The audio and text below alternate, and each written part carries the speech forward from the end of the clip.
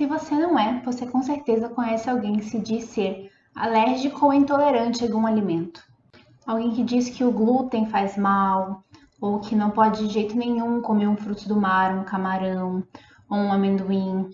Alguém que diz que tem intolerância à lactose, mas quando toma leite tem sintomas como espinha ou enxaqueca. E você deve estar se perguntando, qual que é dessas alergias alimentares? Da onde elas surgiram? Por que não se falava nisso antes e agora é um boom? Todo mundo tem intolerância ou alergia a alguma coisa. As prateleiras dos mercados da loja de produtos naturais estão lotados de alimentos sem glúten, sem lactose, sem semente, sem isso, sem aquilo. Por quê?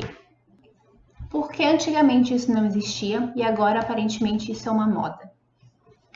Bom, primeiro que as alergias alimentares têm um diagnóstico difícil. Então, antigamente, mesmo que as pessoas tivessem alergia, elas poderiam passar uma vida inteira tendo ela e não sendo diagnosticada, a não ser em casos como inchaço de glote, quando uma pessoa come camarão, ou um bebê que desde pequeno apresenta sintomas fortes quando consome leite. Em caso de alergia imediata, ou seja, logo após o consumo do alimento, cerca de poucos minutos ou poucas horas após a ingestão desse alimento, sintomas fortes apareciam, aí é óbvio que a pessoa realmente tem uma alergia ao alimento. As alergias que têm difícil diagnóstico são as alergias tardias, alergias em que os sintomas só começam a aparecer cerca de horas ou dias depois da ingestão do certo alimento. Primeiro vamos entender o que é uma alergia. As alergias são reações imunológicas. E o que é uma reação imunológica? Toda vez que uma partícula estranha ao nosso corpo chega até a nossa corrente sanguínea, o nosso sistema de defesa, que é conhecido como sistema imune, começa a combatê-la para eliminá-la.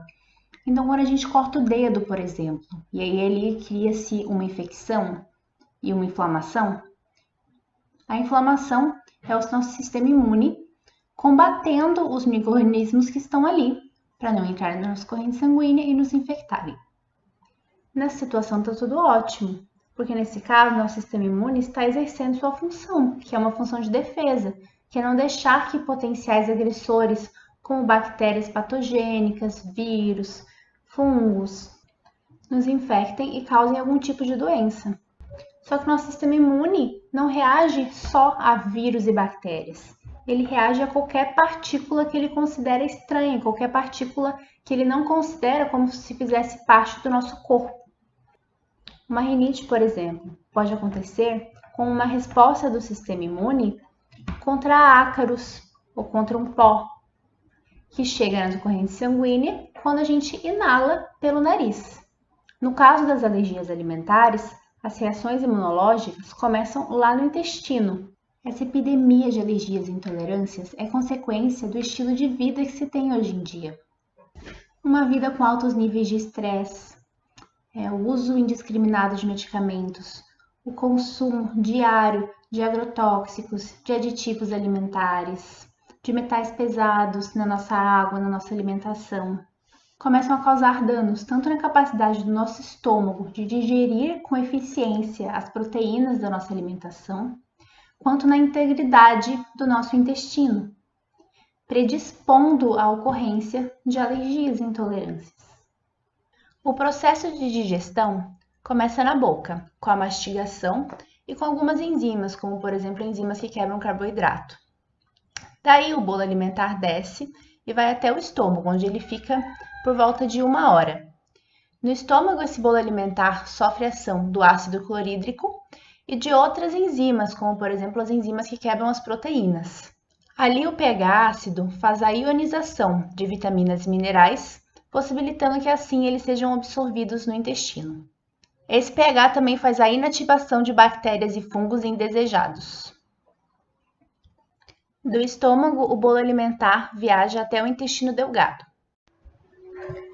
Quando esse bolo alimentar chega no intestino, o pH ácido que vem junto com ele estimula a liberação de mais enzimas para continuar a degradação das proteínas.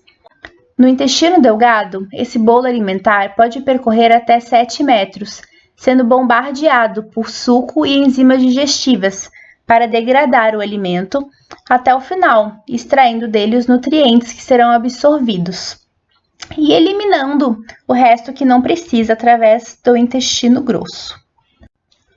Essa figura é uma ampliação do intestino delgado.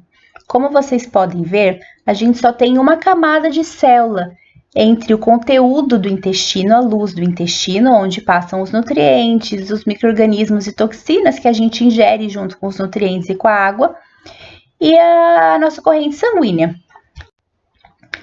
As células intestinais, elas têm permeceletividade. O que isso significa? Que elas selecionam as moléculas que vão permear, que vão passar da luz do intestino até o sangue. Então, elas só permitem que os nutrientes passem por dentro delas e cheguem até a corrente sanguínea. E impedem que moléculas maiores, como micro-organismos, toxinas e partículas de alimentos que não foram digeridos, cheguem até a corrente sanguínea, garantindo assim uma nutrição ideal e nos protegendo de agressores externos. Diversos fatores podem prejudicar o nosso processo digestivo, começando pelo estômago. Maus hábitos alimentares, estresse contínuo, uso indiscriminado de medicamentos podem diminuir a acidez estomacal. E isso prejudica a digestão eficiente de proteínas, possibilitando que partículas proteicas não totalmente digeridas, então partículas grandes de peptídeos, cheguem até o intestino.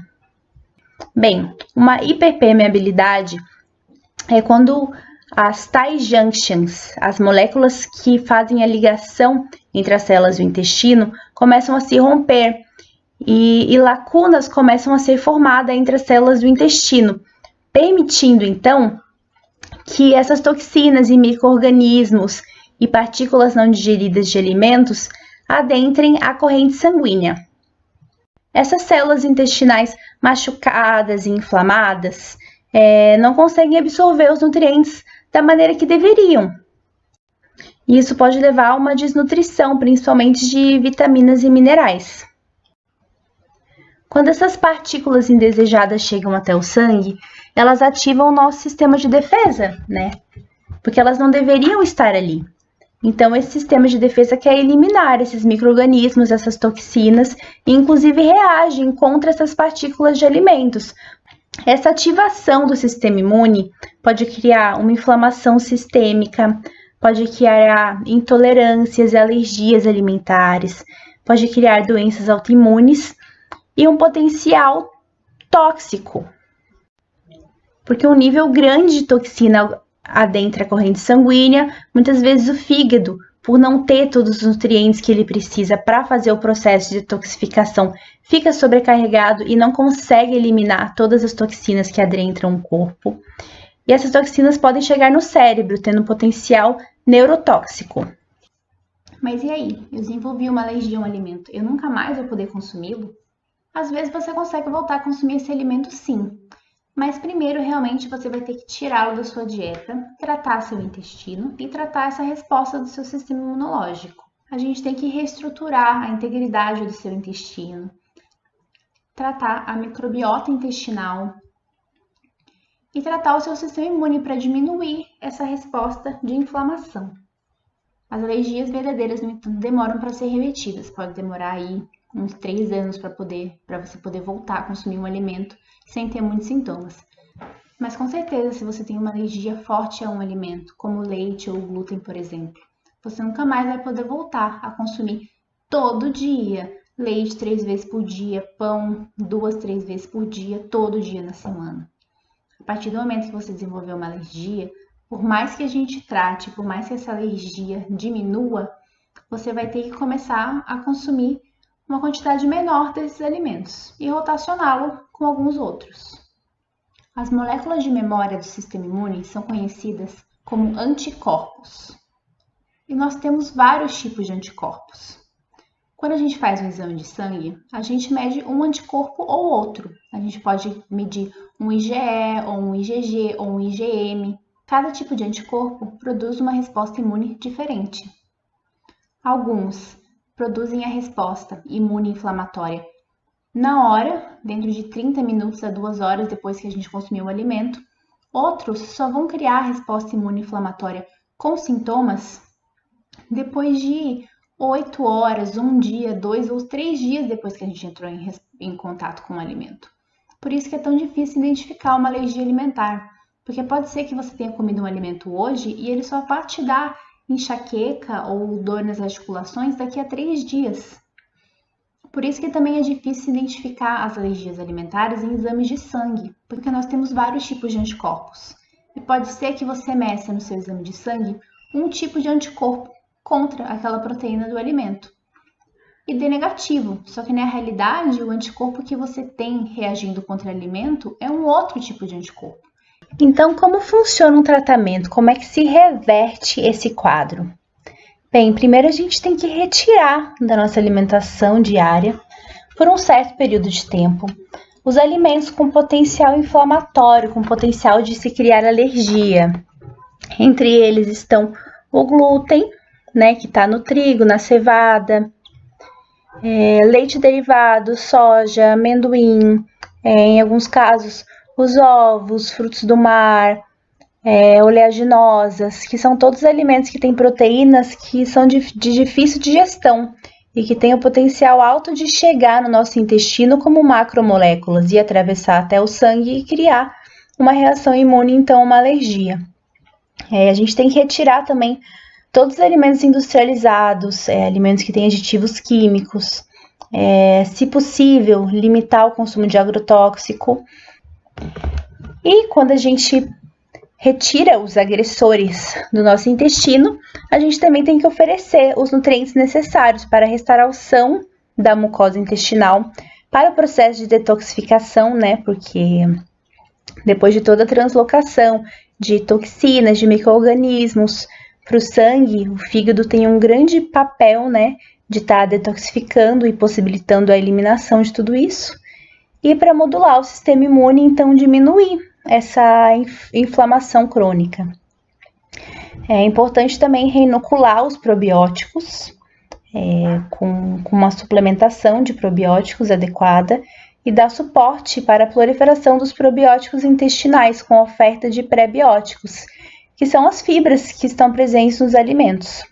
Então, a gente tem que comer bastante comida de verdade, cereais integrais, leguminosas, frutas, verduras, legumes.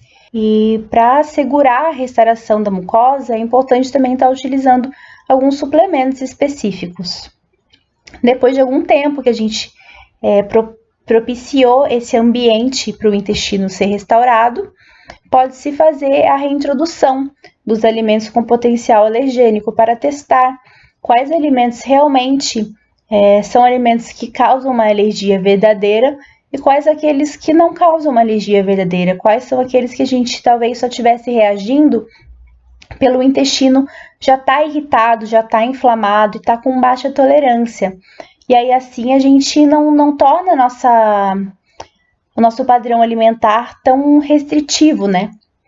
A gente consegue voltar a consumir outros alimentos, mas a gente vai adicionando um a um e percebendo, né, os sinais e sintomas para ver se a gente reage àquele alimento ou não.